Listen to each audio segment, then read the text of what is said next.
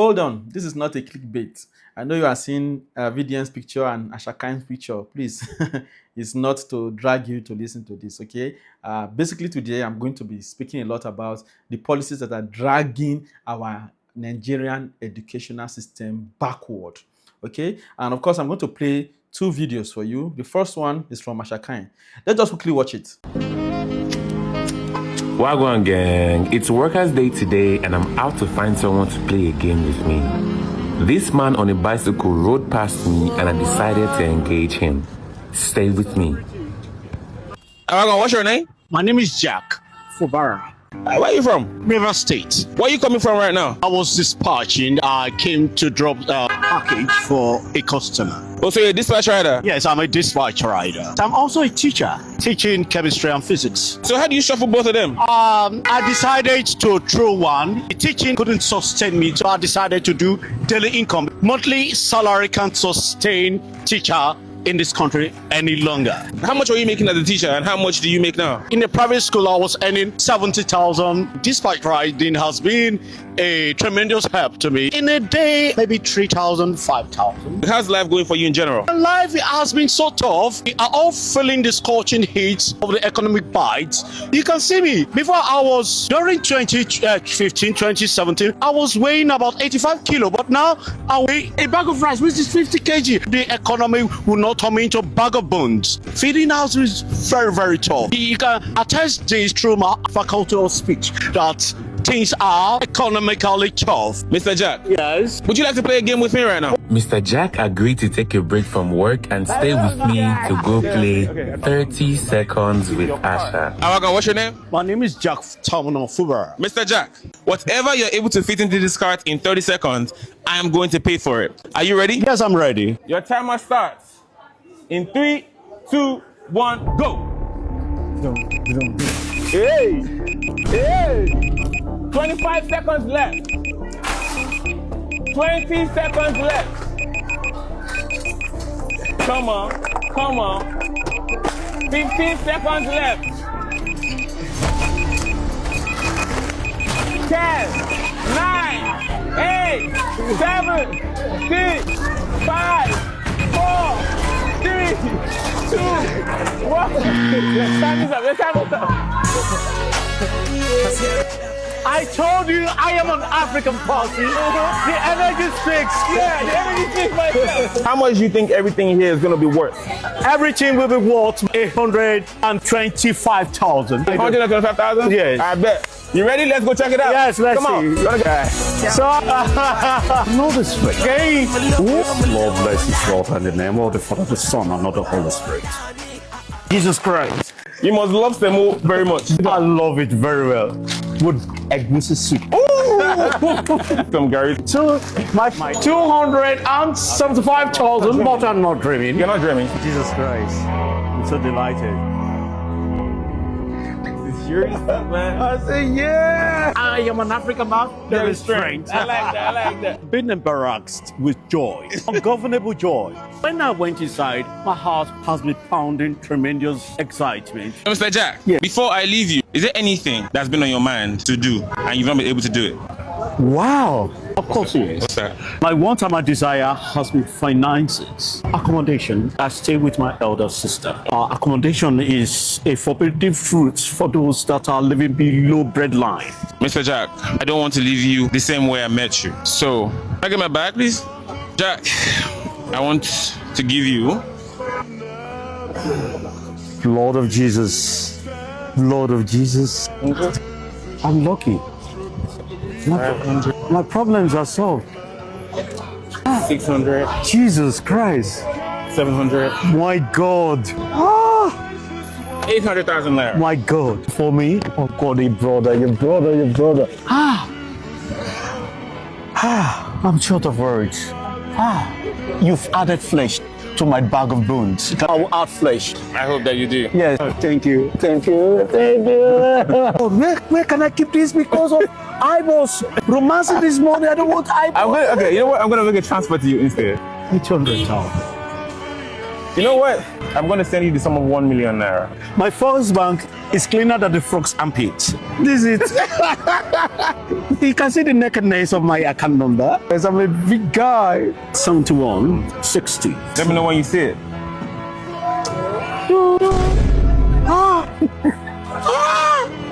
My eyeball jigged. Magic. Bless you.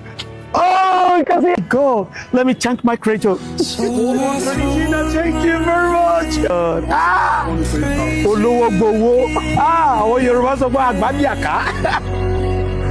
Yo.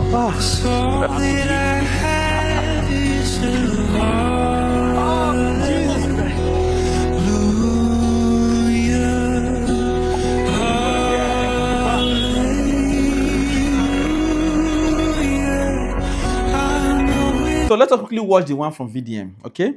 And we'll be right back. Oyedoku, MO is my name. I'm a teacher at the community high school, Auru Estele. That is Mr. Michael Oyedogu, one of the teachers that was kidnapped alongside 2 others in a community high school in Oyo State. Reports have it that this man, Mr. Michael Oyedogu, have been beheaded by these kidnappers to send a message to the government to do what they want. You see, because my mother is a teacher, this feels a lot different.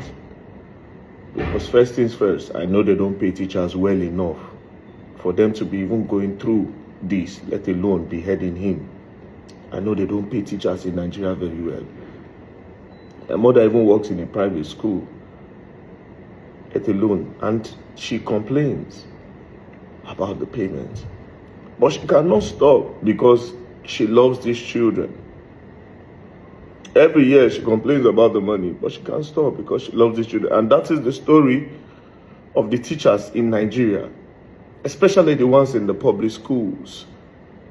That is their story. A lot of them would have quit that job because the government don't treat them well. But because of the love they have for these kids, the bond they've shared with these kids, they can no longer quit the job. They have to take shit. Then the one thing the government should put in place to protect these people that you don't treat well, you cannot do it, which is security. Imagine a teacher going to school to go and impact on children, the children who are the future of Nigeria, the future of the country. He went there to sacrifice for them, not knowing that it's going to be used as a sacrifice to send message to politicians. It's going to be used as a sacrifice in politics. There are still 2 other women there. There are kids there. Who knows the next person that this will happen to? You know why this is more sad? Because the government don't even care. President Bola Ahmed Tinubu is well focused on 2027 election. And if Nigerians know what they are doing, they can't vote somebody like Bola Ahmed Tinubu in 2027. What has he done? Can anybody show me why President Bola Ahmed Tinubu deserves a second term? Since you came into office, hundreds of people have lost their lives. Hundreds every day. Are we going to talk about Jos? Are we going to talk about Benue? Are you going to talk about Brunei? Edo states, kidnappings? There's no state in Nigeria that have not been touched by this insurgency and this insecurity. So why are you coming for a second term? And you cannot protect us. You cannot give us security. We are not even talking about the economy. All right, welcome back.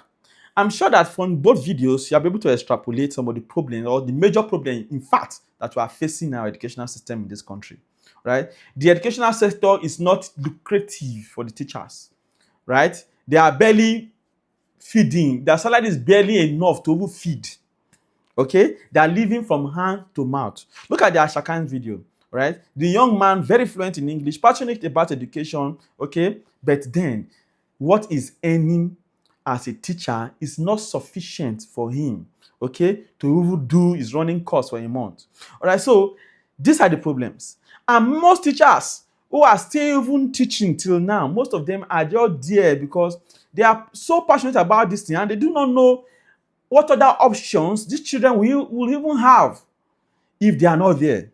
Okay, so I do not want to talk or beat around the bush too much. And I prepared a document, okay, talking about the policies that are dragging our educational system back. I'm going to quickly just run through the document. I'm sure that from there you'll be able to what? Maybe make your own contributions and also state your opinions about this topic. All right. And please let us encourage this kind of content, because these are kind of content that we are supposed to be doing right now to create awareness. Our government is not doing enough when it comes to what? Education. All right. In fact, the teachers do not have a clear pathway to what? To get to the top. All right. So they are just seeing it as a means of survival. They do not really have any options. That is why once they find a better opportunity, fiam, they are gone. Let us quickly go to the document so that we do not waste too much time. Okay. So now I'm talking about the policy dragging our Nigerian education backward. Okay, and how we can fix them. All right. This document was prepared by Mr. Flash Isaac and my humble self of O3 schools. Okay, so I've been in the educational sector for a lot of years, preparing students for exams. Okay, basically JAMB, WAEC, and NECO. All right, O-level exams basically, and I have seen forehand the problems that we are facing. Many students, after we have taught them, they will say, "Wow, go!" So they will make some statements that will amuse you, All right, you hear statement like, I no go better for the teacher will teach me so and so. No. So you see that what? There are so many problems from our leaders to our schools, okay, our secondary schools. All right. So the quality of human resource, okay, or of students that are coming out from the secondary schools is not even cannot face exams. Most of them cannot face exam when they finish secondary school. Okay, that's why you see many students leaving, not even trying to finish SS3. From SS2, they are taking JAMB. All right, they don't see the need to even continue in the schools again. So there are a lot of issues, and I do not want to beat around the bush. So let's just face them. Let's quickly talk about them from the document. All right, so there was a stakeholder briefing on JAMB, WAEC, and NECO, and Federal Minister of Education policies that were prepared around June 2026. All right, and based on this 2026 admission cycle and recent reforms, these policies, I'm going to explaining what they are, the policies that the Minister of Education and what have brought forward. All right, I'm going to explain what it is, what the policy is in plain terms, why it is a problem, how it drags our education backward, and promote that will make our educational system in this country better. All right, so now the JAMB policy is number one. So the UTME exemption for education and agricultural courses, okay, is the major one that is the most recent one, okay, that we saw in the policy meeting that was held, all right, earlier some few months back, okay, I think a month or two backwards, all right. So UTME exemption for education and agricultural courses. What this policy is, at the May 2026 policy meeting, okay, JAMB and the Minister of Education announced that candidates seeking education programs, that is Nigerian Certificate in Education, NCE, the one popular known as NCE, and non-engineering agricultural courses no longer need to write UTME. All right? Such candidates only need a minimum of 4 credit passes at O-level. Minimum of 4 credit passes at O-level. And they must still register with JAMB and be screened through CAPS, but they skip the exam itself. All right. Why is this a problem? So what the policy is saying in plain terms is that if you are going to study any education course, all right, or you are going to study any non-engineering agricultural course, all right, there's agricultural engineering, all right. So if you do not want to study any course related to engineering agriculture, or you want to study any education course, you will pick the JAMB form, okay, you fill your form and all of that, but you will be exempted from the exam, okay? So you have a choice not to write the exam at all right? So why is this a problem? Why some people will be very, very happy? Wow, it will widen the gap. People will not be interested in doing education. It poses a lot of future problems, all right? It sends a damaging signal that becoming a teacher, the person who shapes every other profession, requires the lowest entry bar of all. Education and agriculture already attract the lowest cut-off marks and the weakest applicant pool. Removing UTME entirely deepens this. It is not a solution.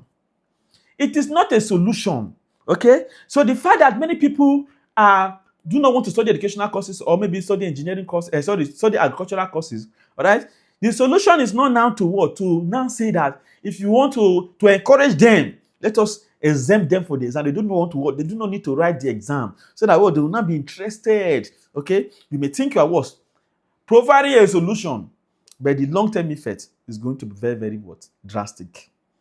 It risks filling classroom with teachers who themselves struggled academically, weakening the next generation of students. Education and agriculture already attract the lowest cut-off marks, like I said already, and the weakest applicant pool.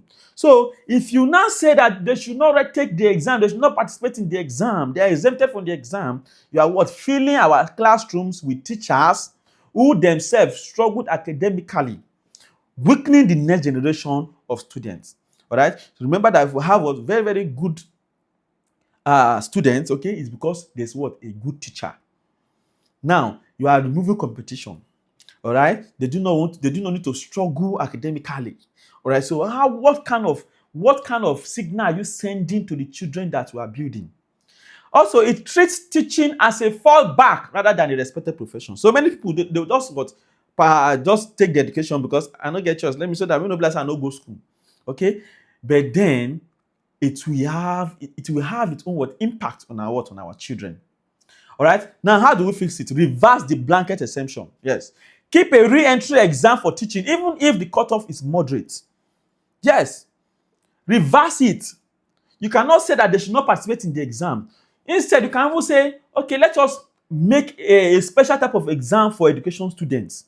People who want to be teachers. Okay. Let us have a different curriculum for them. Let us have a different exam for them so that at least we will know that what they are already tailored towards what a particular pathway, not for you to be exempting them from exams. Instead of lowering the bar, make teaching attractive. Like for example, like we saw, better pay, housing, student grants, and a clear career ladder. Many of them do not know where they will end up as teachers. Okay, teach probably in a public school, and then they remain there all their life. Okay, maybe at the best they become the principal of the school or admin. They do not have a clear career ladder. You must make give them a clear career path and ladder. People avoid education courses because the job is undervalued. It is not because of JAMB or UTM that they are going to write. All right. So these are the problems. Now introduce a dedicated teaching aptitude or subject test rather than waiving assessment completely. Offer bonded scholarship, free training in exchange for a few years of service. Okay, in the public schools. This is another solution. Now, number 2, falling or very low cutoff marks. What is this? Like at the 2026 cycle, the minimum cutoff mark was set at 150 for universities and colleges of nursing and 100 for polytechnics and colleges of education. 100 out of 400 is just 25% if you are good with your mathematics. Just 25%. 150 is just about 37.5%. So you are not saying that the teacher that will teach my own future children, okay, that they score 3 out of 10, all right, that is a pass mark for them, that they are qualified to teach our future children, to train the children, the leaders of tomorrow. You have completely reduced the bar, reduced competition, everything. You are killing everything. You think you are helping them? Some people will be happy, they do not know the long-term effects. Why is this a problem? A 25% pass mark normalizes mediocrity at the entry point of higher education. It widens the gap between certificate and actual competence. Employers increasingly distrust Nigerian graduates. It pressures universities to manage weak students rather than teach prepared ones. You see that most schools now, they are looking for good students, bright students. Who know what made they call in school the best school? Okay, as a VC, okay, Uniben is the best school. In my year, I was ranked. Every school won the best. But once you keep on chunking students who at best are average, it will make your university system to start managing very weak students rather than teaching the ones that are prepared. Low national flaws marks the real problems. Most candidates simply are not learning enough in secondary school. Like I've told you, like at the beginning of the video, many students, they'll tell you, you see comments in some of our videos, you'll be amazed. God will bless you. We never had a teacher like this. You see them laying curses on their teachers. It is not the teacher's fault, my students. It's not the teacher's fault. Okay? At least entirely, it is not them. How do we fix this? How do we fix this? Raise the national minimum gradually, e.g. from 180 to 200 for universities on a published multi-year timetable so schools can prepare. Let cutoffs reflect cost demand, but never below a credible floor. It is very, very wrong for you to be fixing 150 out of 400 as a benchmark for admission in the country. Okay, it's bringing us down. It's worsening. In fact, the problem becomes more worse. Face the root cause. The cutoff is low because secondary school education output is weak. Secondary school education output is what? Is weak. Invest in teaching quality so more students can genuinely score high. Pay higher cutoff marks with strong vocational technical pathways so students who aren't university ready still have a dignified route. Now, number 3, another problem is another policy, the 16-year minimum age flip-flop. Okay, so JAMB, I think in the previous admission cycle, the Minister of Education 2 years ago said fix 18 years as minimum. Okay, that if I know 18 years, no need for admission. Then he now said there's special consideration for students who score who are 18 years, but that is they need to score maybe 320 to be able to be considered for admission. So they are exceptionally gifted students. That was what it was termed then. All right. So now in 2024, the then minister set 18 as the minimum admission age. It was reversed to 16 with vague exception for gifted students, and 16 was reaffirmed for 2026. But why is this a problem? The constant policy reversal confused parents. This year you say 16, the next year you say 18, this one you say this one, you say that one. Now you bring in gifted students. This constant back and forth, we don't have stability. There's no stability. It can confuse parents, it can confuse schools, it can confuse candidates. Hundreds of high-scoring candidates, some scoring above 300, have been blocked purely on age, punishing the very excellent the system claims to want. The gifted exception has no clear, transparent process, so it is open to abuse and inconsistency. How do we fix this? Set one stable policy and stick to it for at least a full school cycle before you review it. Yeah, we do not say you should not review these policies from time to time, but it's not as if you be from year back to back, you bring this policy, the next one you are just chunking in policies. You are not even checking if it is working. You are not checking what the problems are. You just keep on bringing policies. Create a clear published waiver process for exceptionally gifted underage candidates. Score threshold, maturity assessment, plus parental consent, very important. Tie the age rule to academic readiness, not just a number on a birth certificate. There are some students who are very, very gifted, okay? Even at 14, at 13, at 12, the things that they can do, the things that they can assimilate. In fact, you will not be able to assimilate it. So tie the age rule to academic readiness, not just a number on a birth certificate. But right now, part 2, WAEC and NECO policies. Now, the stalled/confused WAEC CBT transition. Now, what is this?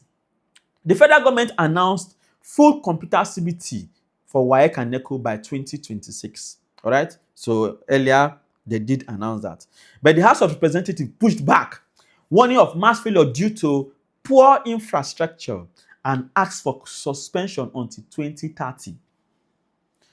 WAEC then shifted full CBT to 2027, making 2026 a hybrid plot. What that means is that candidates can choose between CBT or paper. Now, why is this a problem? The back and forth creates uncertainty for millions of candidates. All right? Rushing CBT without electricity, without internet, without computers and trained staff in rural areas would be disadvantage to what? To the poor and remote students. But staying on paper keeps the door open to large-scale leakage and expo. You'll be shocked. Exam will be going on. You'll be seeing answers on Telegram. You'll be seeing answers on WhatsApp groups. All right. So paper type as key, in fact, is Oh, Jesus. A half-implemented pilot risks the worth of both wars. Cost without credibility gains. So we know, many of us know that what that WAEC is a sham. All right, NECO exam sham, GCE they are all sham. All right, Expo cheating, leakages of questions. These are the themes when you call WAEC now. Students can barely write WAEC themselves. Like years ago when we could at least to a very large extent get a B or a C with our full chest. Students are even scared, they cannot face the exam. Now, how do we face it? Adopt a realistic phased rollout. Objective papers first, then theory. Region by region, based on verified readiness, not a fixed political deadline. House of Reps should not be the one dictating that. Yeah, we know that there are infrastructure problems, okay, internet problems in rural areas and so on and so forth. But we have to what? Start fixing the problems immediately. We have to show our readiness. Now, invest first, then exam second. Build CBT centers, power backup, electricity connectivity in every local government area before mandating CBT there. Use JAMB existing CBT infrastructure, okay, so that you can cut costs. Then rock mock CBT exams widely so candidates aren't meeting computers for the first time on exam day. Publish clear readiness criteria so the public can track real progress. Now, exam malpractice and miracle or special centers. All right, miracle centers are schools or venues that guarantee passes through the leak questions, mass copying, prosy candidates, and bribery for fees reported between 20,000 and maybe 150,000. Answers now circulate live via WhatsApp and Telegram channels during exams. Nigeria has historically ranked among the worst globally for exam malpractice. But why is this a problem? It destroys the value of Nigerians' certificates at home and abroad. All right? Honest students are punished. Cheats are rewarded. It hides the real learning crisis. Results look fine on paper while actual skills are missing. It feeds a culture where success is bought, not earned. But how should we fix this? Enforce the new 2026 reforms already announced. Question randomization, serialization, a unique examinations, learner's identity number per candidate, a ban on last-minute SS3 transfers, and standardized continuous assessment deadlines. Permanently blacklist proven miracle centers and prosecute operators and complicit officials, not just cancelling of results. Apply the 3-year exam ban for guilty candidates tied to NIN consistently and fairly with appeal rights. Block phones or internet smuggling with proper invigilation and signal management at centers. Address the demand side. Malpractice tries because students are underprepared and afraid of what? Of failing. That is why the students go in to do that. Better teaching will reduce this temptation. When they are properly taught, well taught, it will reduce the temptation of them engaging in malpractice. Number 6, slow manual result processing and weak data system. It's another problem. Very slow manual result processing and weak data system. What is this? Paper-based marking and fragmented records cause delays, errors, and create room for manipulation. I've seen where somebody is marking WAEC before, nonchalantly, not even reading what the student wrote, just putting marks, fixing mark. Very rubbish, something like this. All right, I was helping the person to mark. I was not the one marking, I was helping the person to even mark.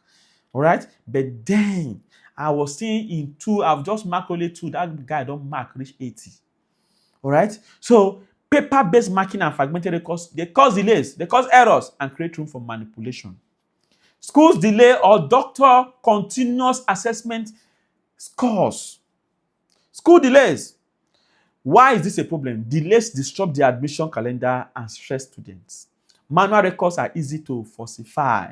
How do we fix this? Roll out digital marking and a single national candidate database. The unique learner ID is a good start.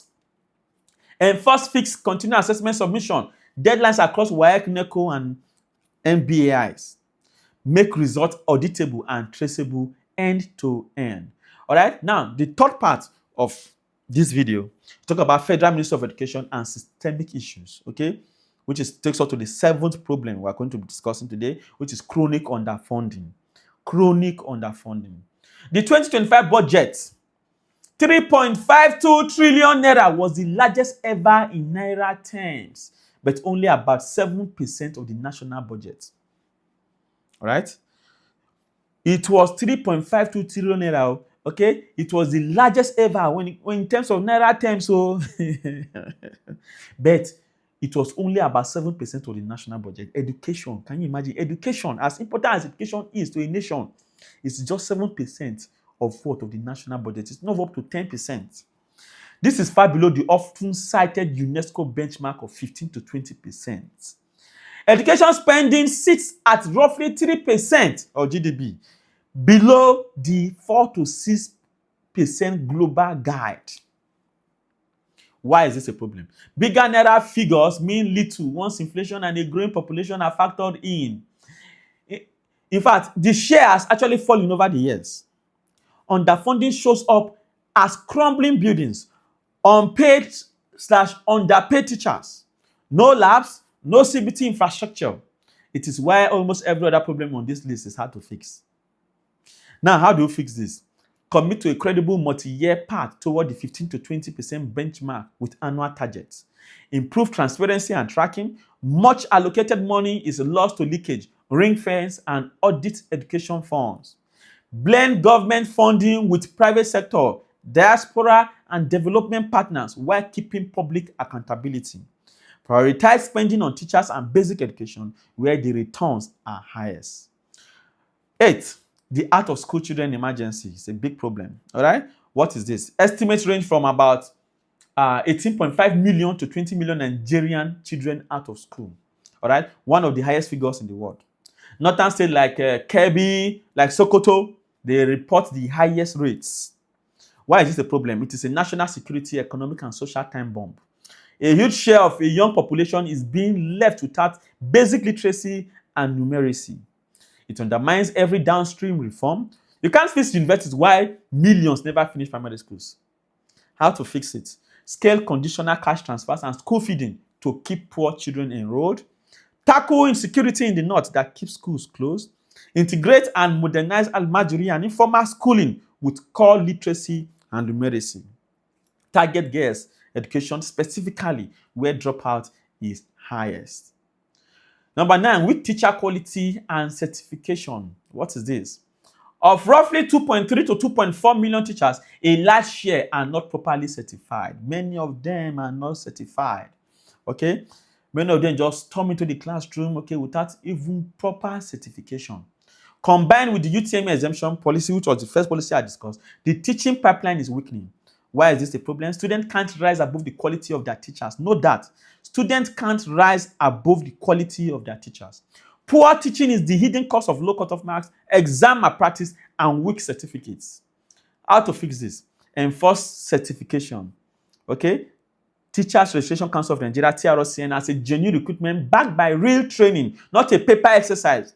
Fund continuous professional development and fair, timely pay. Make teaching a prestige profession, again, through incentives and recognition.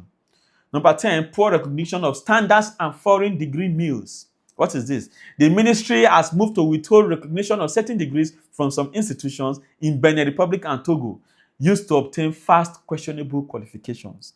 All right? So many of them just come to Togo or Republic, the nearest country, and what? Get what? A qualification. Why is this a problem? Degree meals cheapen genuine Nigerian qualifications. Okay? You see them go and getting first class there without even attending class, anything. All right? Nothing at all. And then they are coming to work, clean jobs that serious people here are supposed to be having. Now, poor local quality is exactly what pushes students abroad to this short course in the first place. How do we fix this? Continue vetting and publishing lists of unrecognized institutions. Just as importantly, improve local capacity and quality so students don't need shortcuts. Strengthen accreditation bodies, NUC, NBTE, NCCE, and make accreditation results public. Now, let us quickly see priority actions, okay? If only a few things could change, basically. Okay, priority actions. Number 1, fund education properly and transparently. Yes. If you want to face this problem head on, face it. All right, fund education properly and transparently. Almost everything else depends on this. Fix teacher quality, reverse the race to the bottom. Okay, the teacher is the multiplier. The teacher is the multiplier. Enforce the anti-malpractice reforms with real consequences while improving teaching so students don't need to cheat. Roll out CBT based on verified readiness, not deadlines. Invest first, then examine. Stabilize admission policy, age, cutoff marks, so policies can plan, and raise standards on clear published timeline.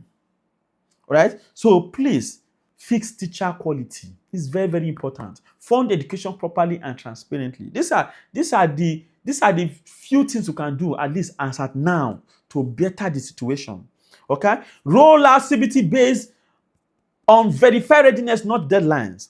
Stabilize the admission with policy, age and cutoff marks, so families can plan and raise standards on a clear published timeline. All right? So please, most of these policies are presented as ways to widen access.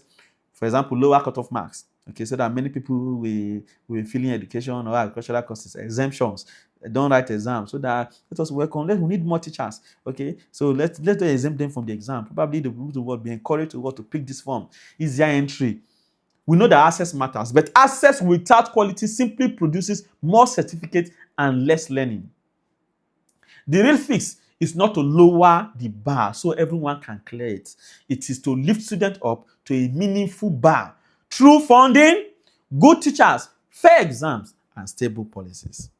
Thank you very much for joining me. Please, your opinions are very, very, very important. Just share them in the comment section. Add yours. If you need the document, please just check the link in my bio or check the link in the description, okay, in the comment sections, okay, and download it, read it, and also offer your thoughts in the comment section. Thank you so much. Love.